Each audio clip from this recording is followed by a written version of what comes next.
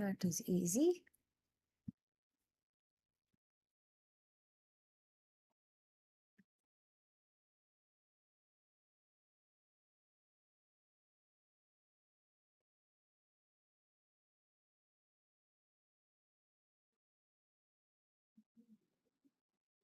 That is easy.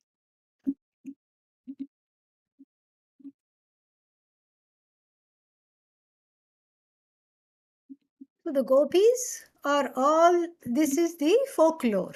All the gopis are in love with Lord Krishna. And then how come their husbands are keeping quiet? Gopis means these milkmaids, because they are also in love with Lord Krishna.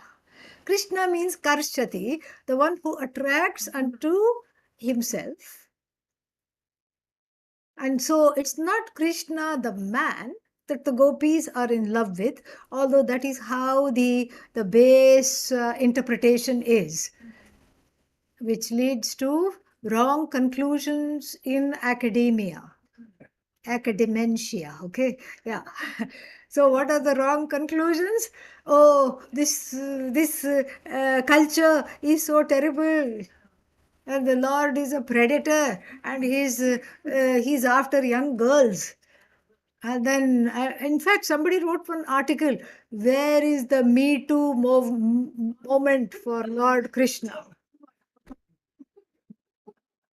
It's a different kind of Me Too moment. Me Too, I'm Krishna. That is the moment. Okay. Yeah. That is what has to be understood in every moment. This cannot be taken literally. It's metaphorical, and we have to understand it metaphorically. It's not a man and a woman and man going after women. It is depicted in that way because it is sensational, and immediately it becomes a kind of magnet rod, lightning rod for understanding. So the idea is that, and there is a story first, before even we get into this section and this verse, there is a story that and this is sung in the form of folk songs and danced during Navaratri, the the nights of the goddess. It is danced, etc. So the story is that the gopis all wanted to have Lord Krishna as their dancing partner.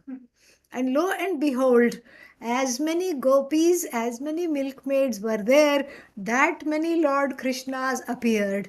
And each gopi appeared to have her own Krishna as the dancing partner. And as long as she was happy with that, then he would be there. But as soon as she saw over there on the other side of the circle, because this goes on in a circle called Garbha. And so when she saw on the other side of the circle, maybe 6 o'clock, 3 o'clock, 12 o'clock, wherever she saw, and then she would say, oh, he's not with me. He's with that woman. Immediately the Krishna that was next to her would disappear. This itself is metaphoric. Yeah, because she went into that place of scarcity mentality, where that Lord, which is the truth of oneself, which is all pervasive, which is in the form of Ananda, limitless joy, everybody wants. That is Krishna. That's why he stands like this. The body is this side, the head is this side, the flute is this side, and so you get this three bends. He is a Ananda Lahari. He is a wave of Ananda. Ananda does not come with a GPS. Okay, you take a right and then you take a left and there it is. So, Ananda does not, somebody is sharing this. Please don't share the screen. Okay, yeah. So, can you withdraw this screen? Whoever is sharing this bhashya, we don't need this. We are not in this class anymore. Tanuja ji. Yeah, done, gone. Okay. So then, this is what we are seeing. I think we should say the opening prayer again. So many things, yeah. Too many obstacles to Ananda. Om Sahana Vavatu Sahanau Bhunaktu Sahaviryan Karavahai तेजस्विनावधीतमस्तु मा विद्विषावहै. ॐ शान्ति शान्ति शान्तिः.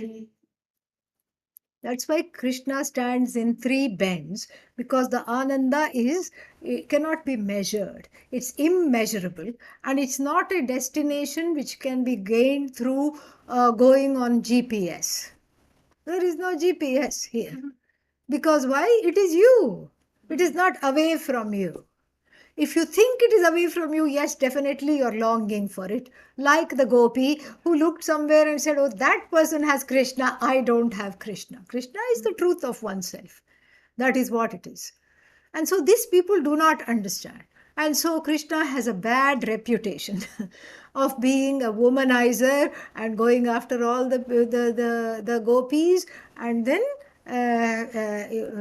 what is that? Flirting with them. So this is because people have not been able to read this properly. And the author Narahari of the Bodhasara wants to correct this, and so he has a section on the Bhagavatam, on the Srimad Bhagavatam, and how do the sages understand some of the stories in the Srimad Bhagavatam. And one of the stories, of course, is that of the gopis completely devoted to Krishna. And how do they understand that? Let us look at this. Okay, yeah. Vritti janaih kridan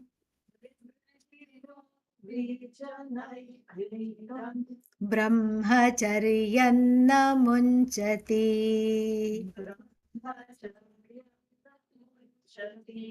यत्रान्तरात्मा गोपालः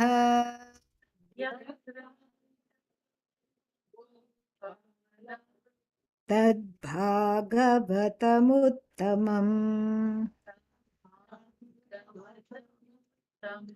Yeah, tat bhagavatam uttamam. That is the best. That is the best understanding of Bhagavata. Uttamam. That is the best understanding of this Srimad Bhagavata. And then what is the best understanding? Vritti gopi janaihi kridan. Kridan vritti. Vritti means the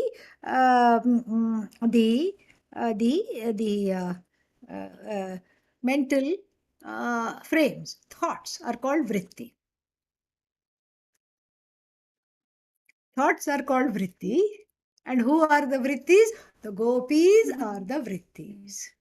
And Lord Krishna is playing with one gopi after another gopi, not proposing marriage, okay? Let me understand this properly.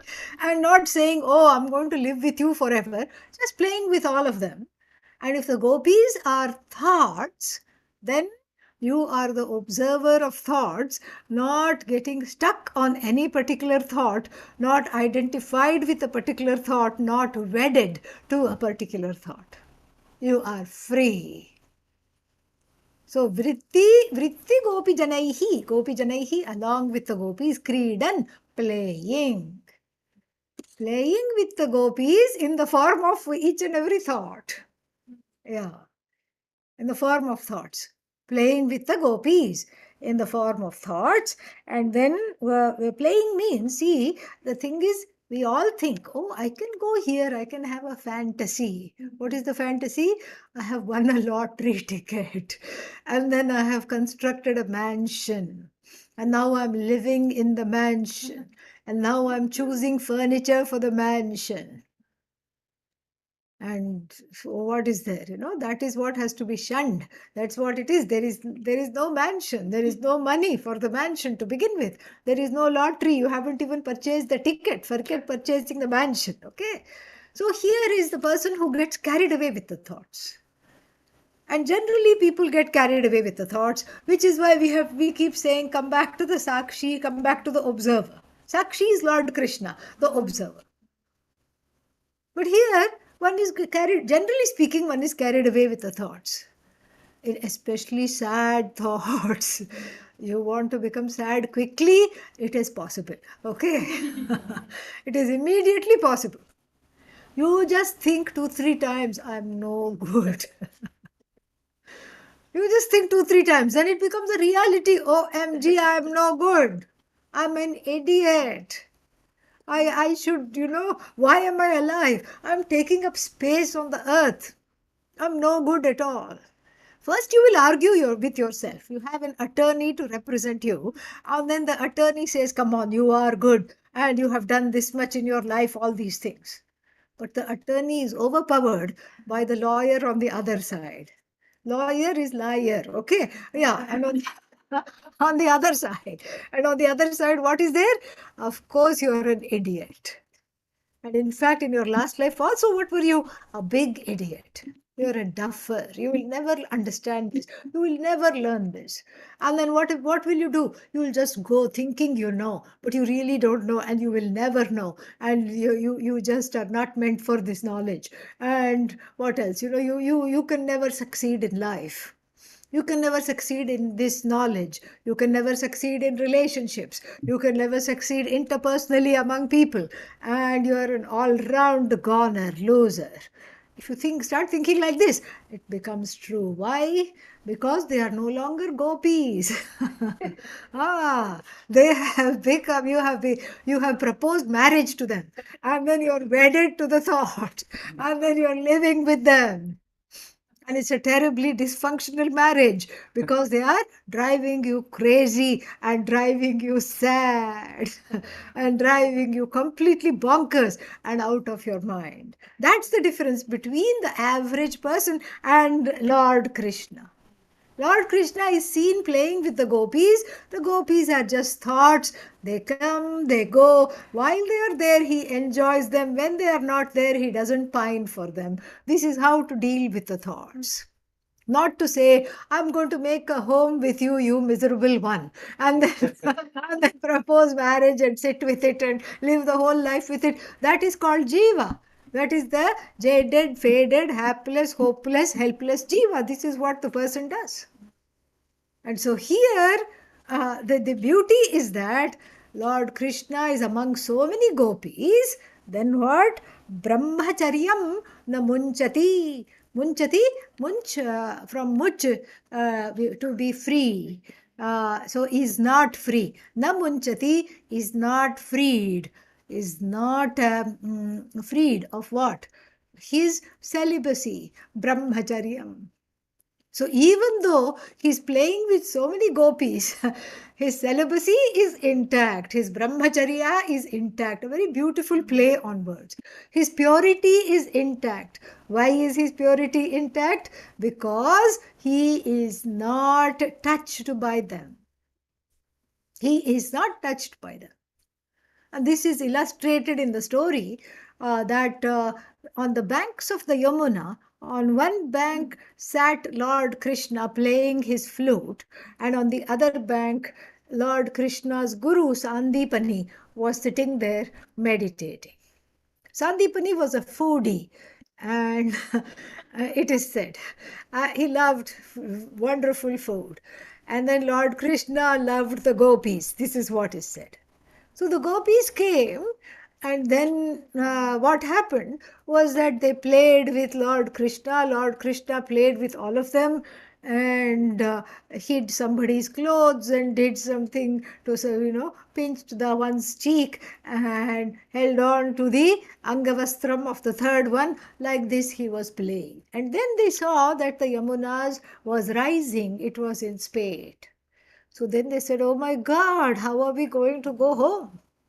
We have to cross. We just waded across. Now we can swim, but it's really looking a little dangerous. How are we going to go across? And then they went to Lord Krishna and said, some mantra give, no, please, so that we can go across. Let the waters of the Yamuna part. And Lord Krishna said, the mantra is very easy. And go to Mother Yamuna and say, if Lord Krishna is a Nitya Brahmachari, meaning has never looked at a woman at all, let alone played with the gopis or anything, let the waters of the Yamuna part. And the gopis said, "Come on, you pinched my cheek, and you played with my friend, and you flirted with the other one. How can you do this? This is a lie. This mantra is not a correct mantra. You're playing with us, Krishna. This is not going to work." And he said, "Please yourself, ladies. I don't mind it at all if you spent the night here, no problem." And, and then they said, "No, no, no, we have to get back before it's dark." "Okay, then try the mantra." So then half-heartedly they said the mantra, and the Yamuna parted her waters and they could just walk across. They were just in shock because it was necessarily a relationship of asangatvam. Asangatvam, where the gopis represent, asangatvam means a non-involvement, no dysfunctionalities. The gopis here represent various objects in the universe with which one can fall in love, with which one can play, but then we are careful to not let them play with us, not let them call the shots. That is the idea. And even if you think, no, no, no, they are not playing with me, I am playing with them. In fact, very soon, like a judo move, it is reversed. You find yourself floored by the object of desire, and the object of desire is triumphantly standing on your chest. And so, like this, therefore, the care is to be taken not to get carried away with the thought. And so, this is how Lord Krishna maintains his celibacy. Celibacy means purity. Purity means the Atma that is unconnected with anything else. To understand that I am this Atma free of guilt, free of hurt, free of papa, free of punya, merits and demerits, and free of anger, fear, all disappointment, disenchantment, all these things. That is who I am. Lord Krishna knows himself full well, and that is what you are. That is what Lord Krishna wants you to know. And then to complete the story, they went on the other bank and then they took bhiksha for the sage. And the sage ate every single thing that was brought. And then after that, burped with satisfaction. And then they said, "Okay, please do the same thing. Help us to have a mantra that we can cross the Yamuna." And he said, "If the sage has not eaten a single morsel, may the waters part." And they said, "Come on, you ate 25 dishes. How can you say you haven't eaten a single morsel?" The answer is my favorite expression. What is my favorite expression? As though, as though eating, as though drinking, as though sleeping, as though going about, every day. This is in the Bhagavad Gita, there are a couple of verses that come. Shrinman, hearing, Ashnan, eating, Shwapan, sleeping, Gachan, going, Unmishan, Nimishan, opening the eyes, closing the eyes, blinking. Indriyani, Indriyarthe. So the vartayet iti dharayan, understanding that the sense organs are just that. They are just doing their thing. The prana is doing its thing. The respiration and the digestion is doing its thing. I am the witness which is unaffected by anything. So, as though sleeping, as though drinking, as though eating, Navadvare Pure Dehi. Dehi, the person who is the indweller of this body, with 9 windows. These are all the windows, you see? Yeah, these are all the windows with which we experience the universe, with we interact with the universe. Navadvare Pure Dehi Naiva Kurvanna Karayan. Does not do anything, does not do anything indirectly, does not cause anything to be done. And so ever pure and never defiled by anything, because the person knows his or her own self. And so the Bhagavatam delights us not only because of the stories of the gopis and Lord Krishna, but it delights us because it is teaching us to be like Lord Krishna, unaffected by everything that is going on. That is the idea. Lord Krishna is the self, and this self alone one has to learn to be. So, brahmacharyan na munchati yatra antaratma gopalaha. Yatra, where, in under which circumstances, under which conditions antaratma, the inner self, is gopalaha. When I make Krishna into the truth of myself, then tad bhagavatam uttamam. Then even without opening a single page, I have assimilated the message of the Srimad Bhagavatam. Very nice, isn't it? Yeah, so that is the first verse. Then the next verse.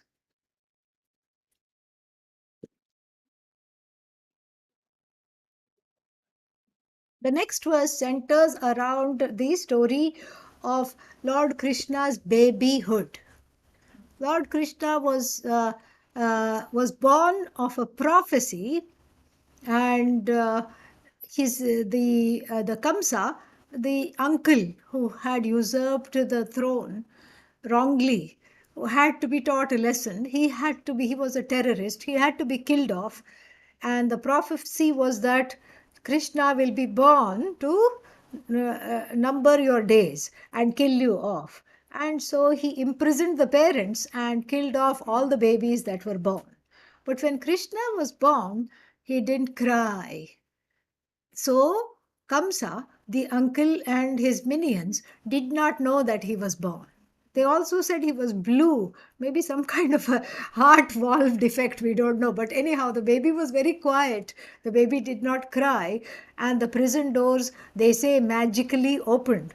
And then the guards somehow were in a stupor. They were fast asleep.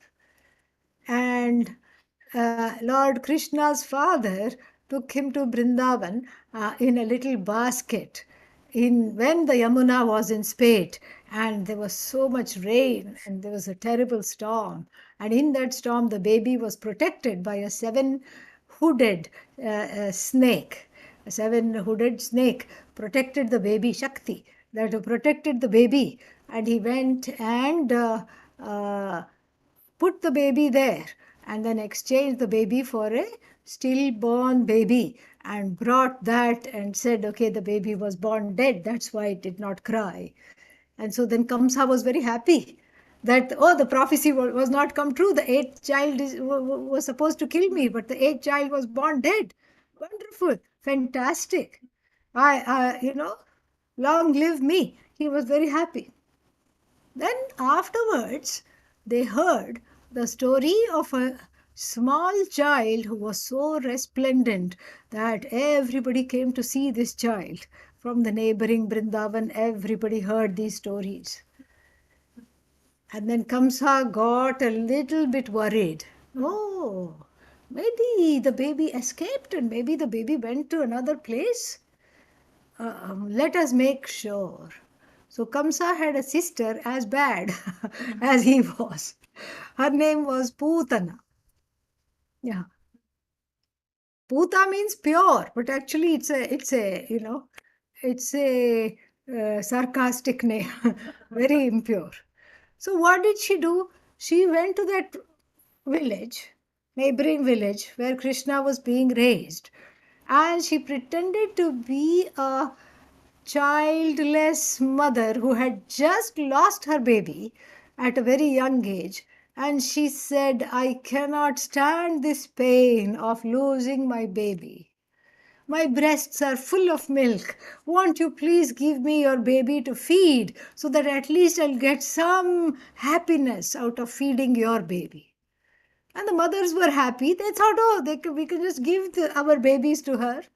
I will babysit, she said. You go to work. So she went from house to house, borrowing all the age of milk drinking babies, breastfed babies, and then she would apply poison to her breasts so she would kill the babies. And then, of course, she came to Yashoda, the foster mother of Lord Krishna, and spun the same tale. And of course, in those days, no SMS. So the news had not come out, and people did not know this sudden death, why it was happening. that she was poisoning them, they did not know. So can I please hold and feed your boy? Yashoda said, of course, take him. And then Yashoda went out to milk the cow. When she came back, Lord Krishna was playing and Putana was dead.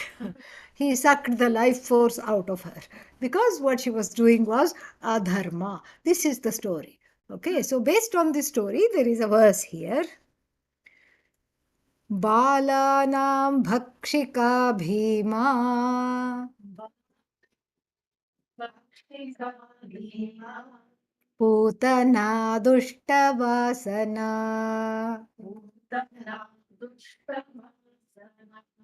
कृष्णेन रुधिरं पीत्वा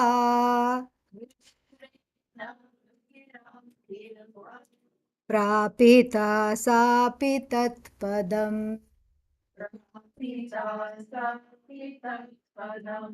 बालानां भक्षिका भीमा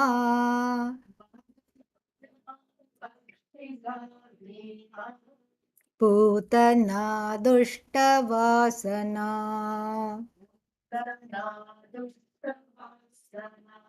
कृष्णेन रुधिरं पीत्वा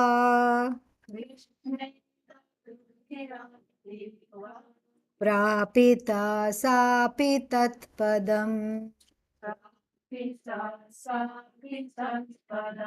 Yeah. So Balanam Bhakshika, the eater of babies. Bala means baby, children. Balanam of children, many babies. Bhakshika, the eater of many babies. Bhima, the terrible one, the terrifying one. The terrifying eater of babies. Who? Putana, that's her name. And who is this Putana? Dushtavasana. Dushtavasana means badly behaved. Dushta, horrible. Vasana means whose predilection is towards wrongdoing. Putana, Dushtavasana. Dushtavasana is an adjectival to Putana. It's describing Putana. That's why it rhymes. Putana, Dushtavasana. Balanam Bhakshika. And this Bhima is also an adjective to Putana. Bhima means terrifying. You look at her and you feel very scared. Yeah, and this is the one. And so, and then under telling falsehoods that she had lost her baby and wanted to feed the babies, she was taking away everybody's life. I mean, what a way to find out if Krishna is alive. And of course, she found out. Krishnena, by Krishna, Rudhiram Pitva, who sucked out the lifeblood out of her, having sucked out the life blood out of her by Krishna, Sapi, even she, Prapita, gained Tatpadam, gained moksha. Now, this is a little problematic. Because here are all the people, online and in this room. Room is full of people, online is full of people, and here we are studying so reverentially, so fervently, so frequently. For what? Moksha. And then who is getting moksha? The likes of Dushtavasana, Bhima, Putana, who did only bad things. What is this? Is this fair? Say no, so we can move on. No, not at all fair. Here we are studying all the time, making sure to make time for Vedanta and studying. All to gain Jivan Mukti while free, we have to give, while alive, we should know that we are free of sorrow, of everything.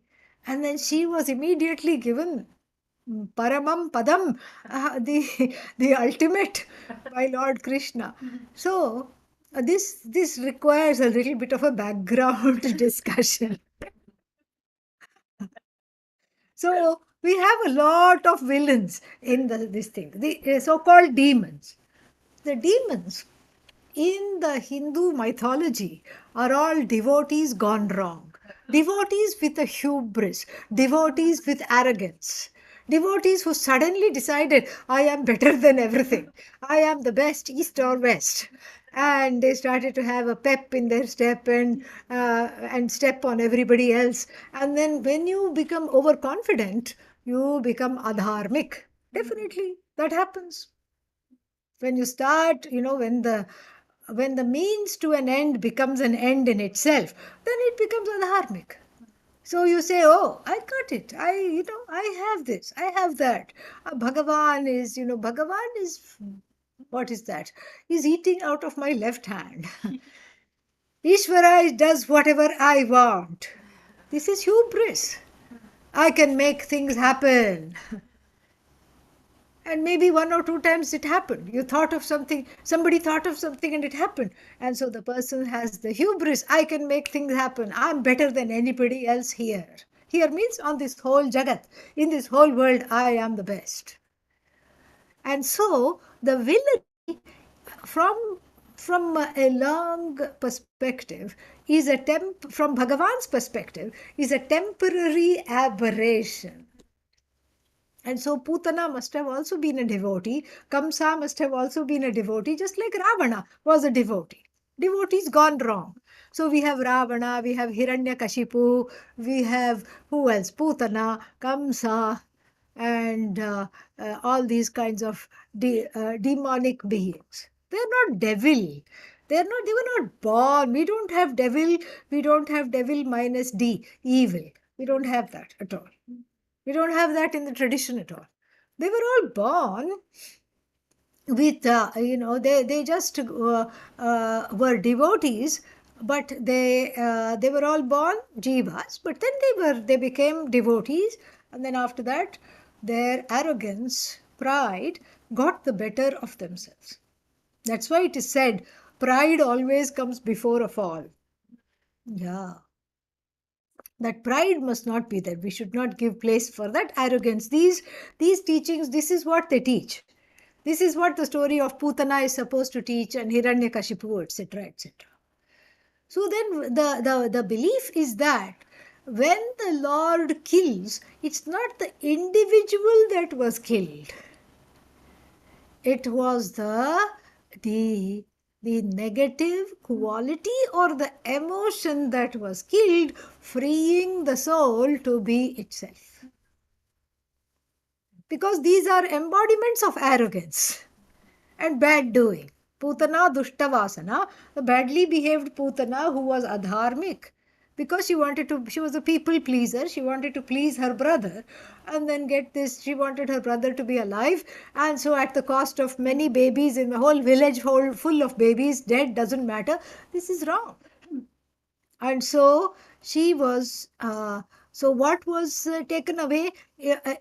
So when she is dead, it is not that she is dead, it is that this particular tendency of hers to cross dharma and to cut corners and to hurt other people, that is taken away. When that is taken away from the jiva, what is there? All that is there is Atma. That is how the likes of Duryodhana, Putana, etc., Ravana, that is how they get moksha, because the idea is if you are quote unquote killed by the Lord, you get moksha.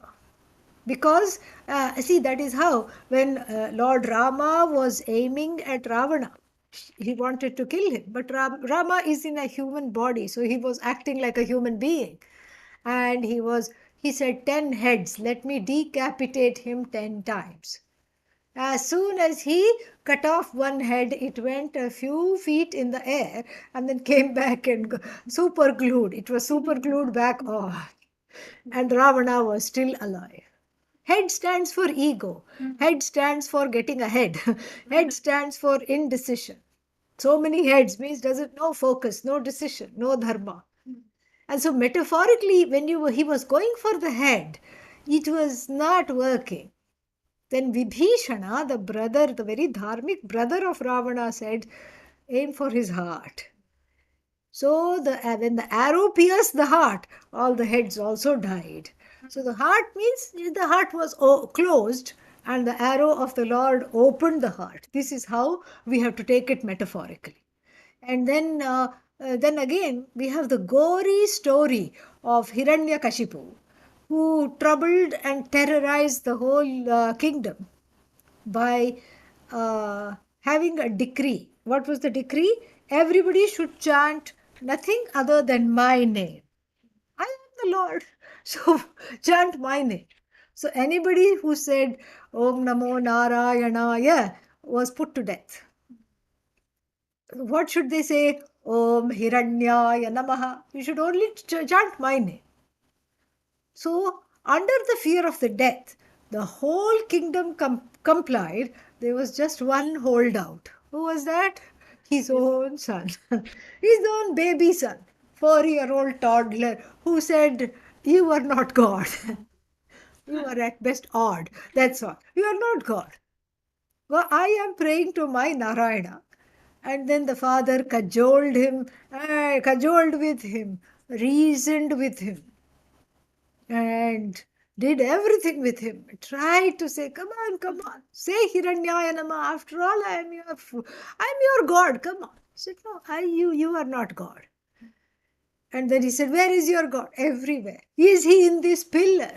Yes, he's in the pillar. Why not? And then he kicked the pillar, and out of the pillar emerged a ferocious being. His Hiranya's nemesis, which was half man, half lion, Narasimha, with sharp claws, recently manicured. Okay, yeah, like the nails that these teenagers has. Yeah. I believe I talked to a teenager when I was in Sailorsburg recently.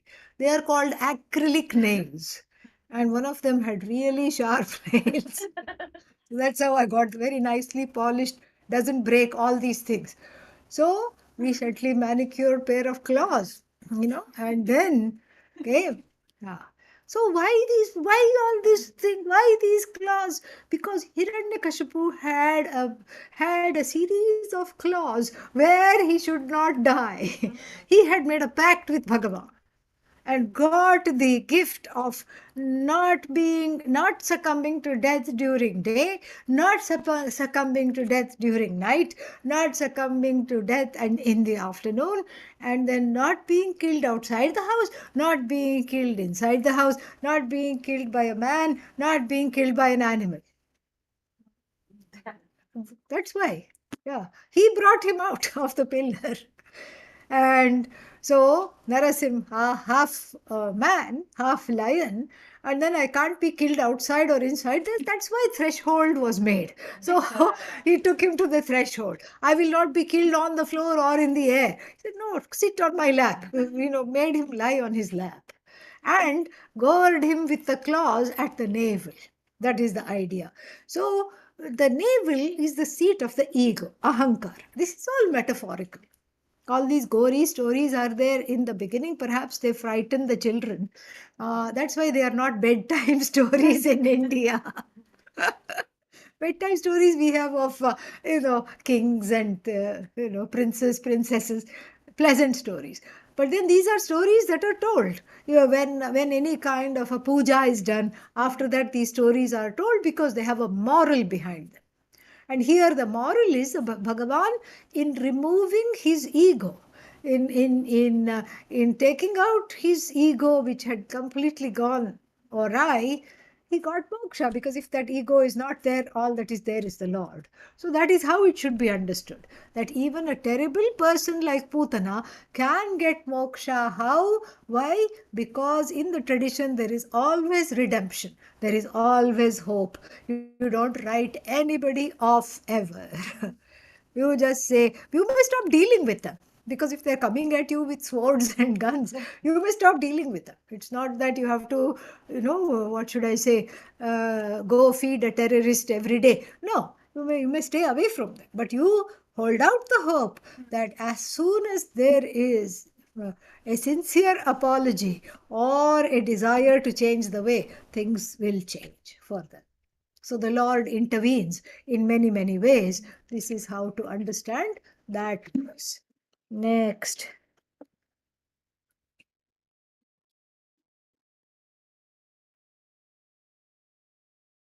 Akalanam svanathanam Amritattvaya Vishnuna. Oh, Abalanam, sorry, yeah. Abalanam Swanathanam. Amritattvaya Vishnuna. ताडितः कालसर्पोऽपि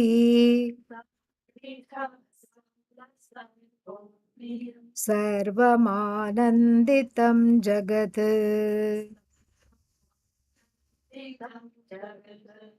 Yeah. So, Abalanam Swanadhana. Abala means for the vulnerable ones. Bala means what? Huh? Bala. Huh? Strength. Strength. Abala means no strength. For those that are vulnerable, having no strength. Swanathana, for the ones that are surrendered and to Him as their Lord. Abalanam Swanathanam. And Abalanam Swanathanam, for those who are vulnerable, and because they are vulnerable, what did they do? They surrendered to Bhagavan. Swanathanam Amritatvaya, for their liberation. For their liberation. Vishnuna, by Vishnu. For their liberation by Vishnu. Vishnuna, by the Lord. Taditaha. Kala Sarpaha. A snake called Kaliya, Kala Sarpa. A snake called the snake of death. Kala means time, endings. The snake called the snake of death was killed by the Lord. In fact, it was a water snake, like some kind of a, I don't know what it was, maybe a boa or something. And then it used to come and eat animals and people regularly.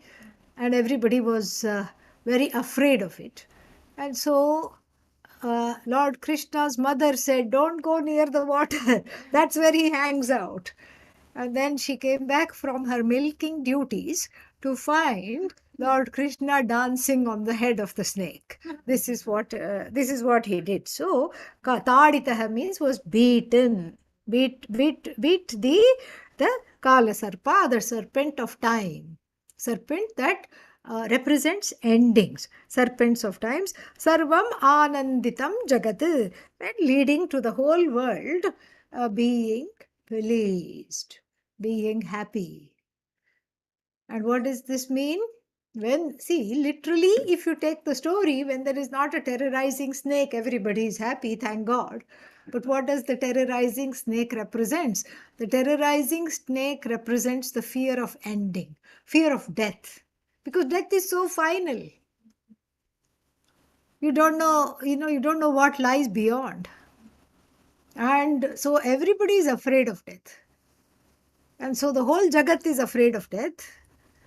And then the Lord dances on death to show that the truth of the eye is deathless.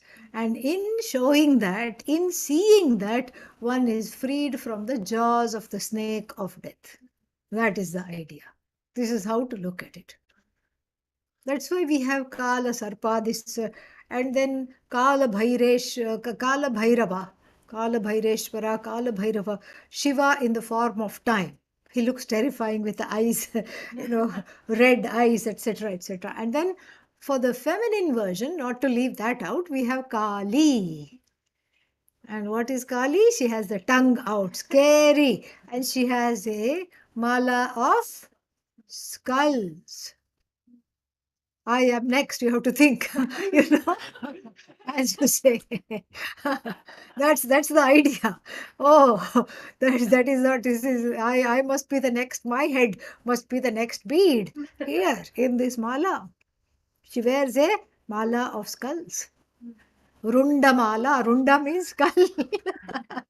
Yeah, this is said. Yeah.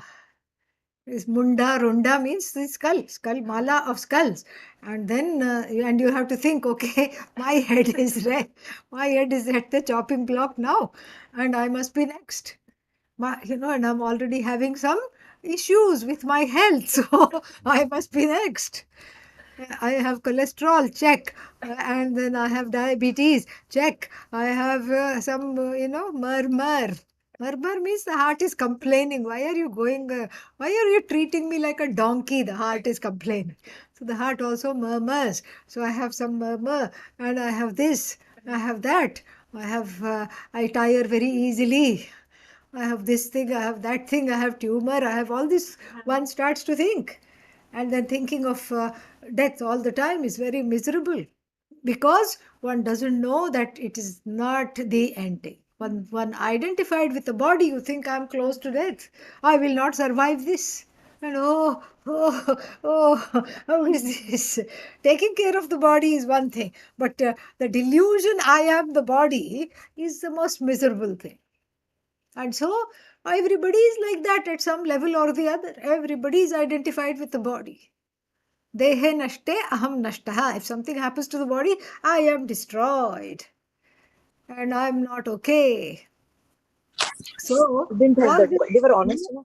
I felt a chicken broth in it. So uh, this is what people think, that I am as good as death. I'm as good as dead. I'm not going to survive this. And if I'm dying, that means what? I am completely destroyed. I am not there. This is what. And then so for them, the Lord shows. See, he didn't kill the snake as much as he danced on its head. And the poor thing died of repetitive stress injury. Succumbed. So he danced on its head by holding it, because it can then slap with the tail, because they have various ways in which they can entangle. So he was holding the tail with one hand, and he was dancing on its head with the other hand, because the head was occupied, the tail was occupied, it couldn't attack him. And then it just died after a while. So he danced on its head means the one who dances on the head of time, the one who is ahead of time, really. Why? Because the one who is not in the grip of time. Who is not in the grip of time? Atma, I, as the Upanishads reveal me to be. I'm not in the grip of time. I am Brahman, I am Ishvara. Time is for the body, time is for the mind, time is for the senses. Everything is time bound except for the one who says everything is time bound. That one is the observer, the Sakshi. The truth of this witness is free of time, totally free of time. And this is the teaching, and so the Lord dancing on time makes us look at death humorously. We just delight in that dance, because the dance is that dance of the Upanishad knowledge, knowing which, knowing whose tune, brings a pep in the step, and we are no longer afraid of death, no longer fearful of death. That is the idea. And then next one. ब्राह्मणा इव ता गावः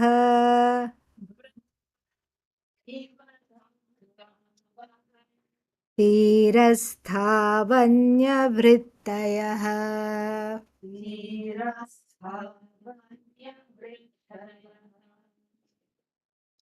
मोहा जगरनिगीर्णा मोहा जगरनिगीर्णा गोविन्देन समुद्रता. We can't break it, okay? मोहा जगरनिगीर्णा गोविन्देन समुद्रता.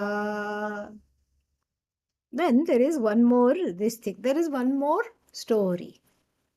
There were some peaceful cows grazing, minding their own business. Peaceful cows is redundant, because cows are peaceful. You don't have terrorist cows. Yeah. Al-Qaeda cows don't exist. And so, we don't have terrorist cows. They are generally peaceful. So they were minding their own business and grazing by the banks of the Yamuna. And one alligator, one alligator came and then devoured all of them, was about to devour all of them, had swallowed one of them, and then Lord Krishna came and then just simply looked at the alligator, and the alligator spit out the cow intact and did not go after the rest of them. That is the that is the that is the particular story. And then the citations are there here if you want to look at that. How the what is that? This one is particularly interesting. The story of it appears in book 10, discourse 12, verses 13 to 39. And it was a demon in the form of a snake or a alligator, something. It was a huge snake, huge alligator, and then the if the lower jaw was on the earth, the upper jaw was in the clouds. That big a snake, okay, that big an alligator. He was like a mountain, and when he opened his mouth, it was just like a huge cave. The world's biggest cave was his mouth. That is the idea. Okay, then Lord Krishna, before after he had made him spit out the cow, what did Lord Krishna do? Lord Krishna entered the cave-like mouth. And then the demon in the form of this alligator said, "Uh-oh, some trick is here. I better spit him out." Before he could spit him out, Lord Krishna, with his magical powers, grew and grew and grew, and the demon exploded. That is the idea. Grew and grew and grew inside of him, and the demon just exploded, and that is the story behind this. And then and of course the demon got moksha. Don't get jealous, okay? Yeah. You, you are you are you also have moksha right now, okay? You don't have to become a demon to get moksha. Because I see people thinking, why, this is not fair. I know she gave us an explanation, but this is not fair that all the demons are getting moksha and I'm sitting over here, have been studying for so many lifetimes this. And when am I going to get this? Don't get jealous. You also have moksha. And so, of course, he also got moksha as a result of being decimated, his body being decimated by the Lord. That's the idea. Because the demons are all devotees gone wrong, devotees gone south. Okay. So then let us look at the verse. Brahmanaha iva. Like the Brahmanas. Brahmanas means people who are following dharma. Brahman, that is Brahman.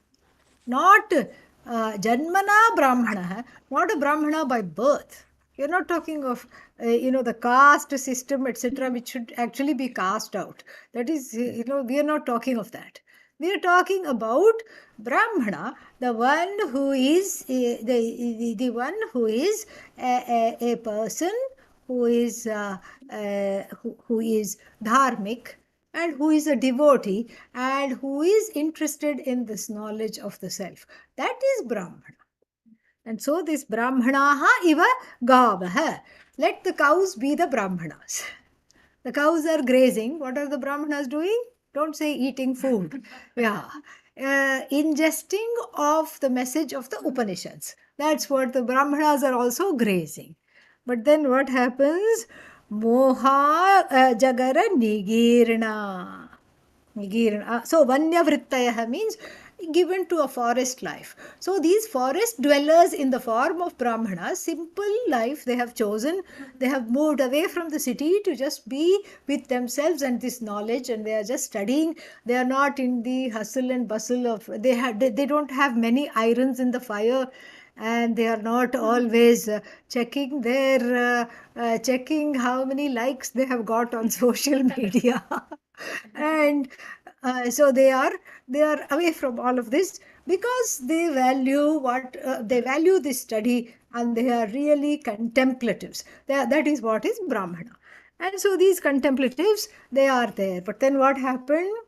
Moha jagara nigirnaha. Nigirnaha means by some fluke or in an unsuspecting moment, even these people who were so vigilant of their self growth were swallowed by the boa constrictor or the alligator of delusion. They were swallowed by the alligator of delusion. They succumbed in a moment. Suddenly they just thought, what am I doing sitting in the forest? I need to start a business. I need to be wealthy. I need money. I need this. I need that. I need to be famous. Like money, everybody needs, but I need to be famous. I need to do this. I need to get this. I need to have that. When? Right now. I need to be famous. And I'm going to go back to the city and I'm going to make a splash into the ocean of delusion. Okay. Yeah. I'm going to make a splash. I'm going to do this. Me. Suddenly. And so this happens a lot.